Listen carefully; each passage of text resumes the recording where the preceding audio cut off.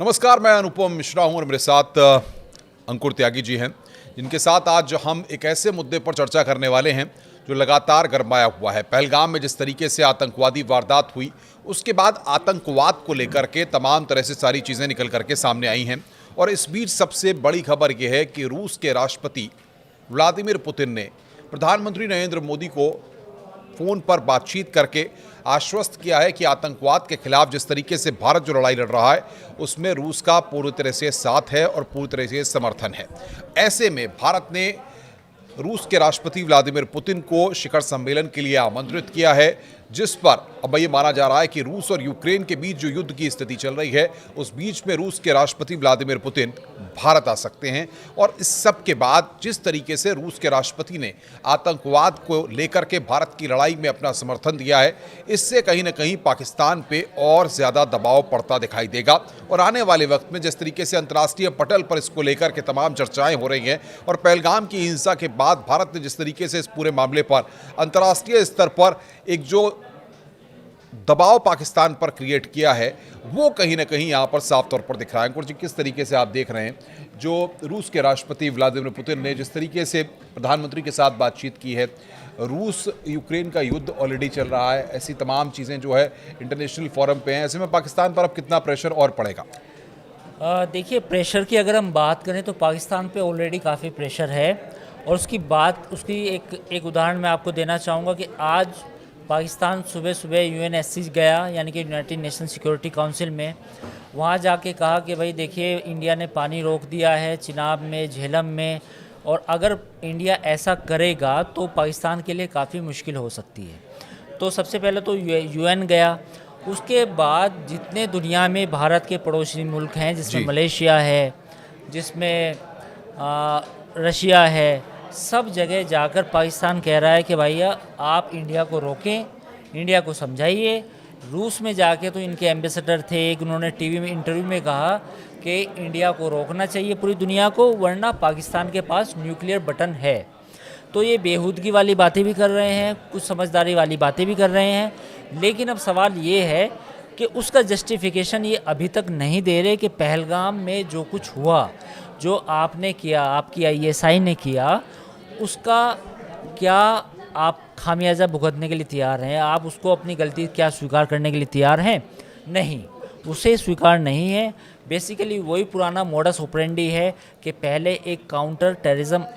Operation करो, एक attack करो इंडिया पे, और फिर जाके पूरी दुनिया में विक्टिम कार्ड प्ले करो कि देखिए पाकिस्तान तो वो मुल्क है जिसने 20 साल आतंकवाद के खिलाफ लड़ाई लड़ी, हम तो खुद पीड़ित हैं, हमारी दुनिया को बात समझनी चाहिए। तो पूरा वो गेम वही है कि पहले सबसे बड़ी बात यह है कि अगर हम देखें शिखर सम्मेलन की जो 22वीं बैठक पिछले बार मॉस्को में हुई थी, जिसमें प्रधानमंत्री नरेंद्र मोदी को वहाँ के रूस के सर्वोच्च सम्मान से भी नवाजा गया था,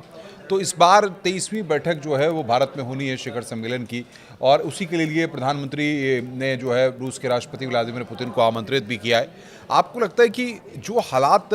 इस समय चल रहे हैं सीमा पार पर, लगातार इस तरह की खबरें आती हैं कि पाकिस्तान की तरफ से फायरिंग की जा रही है, भारतीय सेना उसका मुंहतोड़ जवाब भी दे रही है, तो इस तरीके के हालात अगर ज़्यादा दिन रहेंगे तो वो जो एक फ़ाइट देखने को मिलती है, जिसको हम लोग साफ तौर पर कह सकते हैं कि 1-to-1 फाइट, वो वक्त ज़्यादा दिन नहीं है कि वो तस्वीरें भी सामने आ जाए। देखिए, सबसे पहले तो जो विक्ट्री डे परेड होनी थी वहाँ पे रशिया में, उसमें प्राइम मिनिस्टर को जाना था, डिफेंस मिनिस्टर को भी जाना था, लेकिन या तो डिफेंस मिनिस्टर जाते हैं, प्राइम मिनिस्टर, तो दोनों नहीं जा रहे। तो पहला अपडेट तो ये। अब दूसरा अपडेट ये है कि जो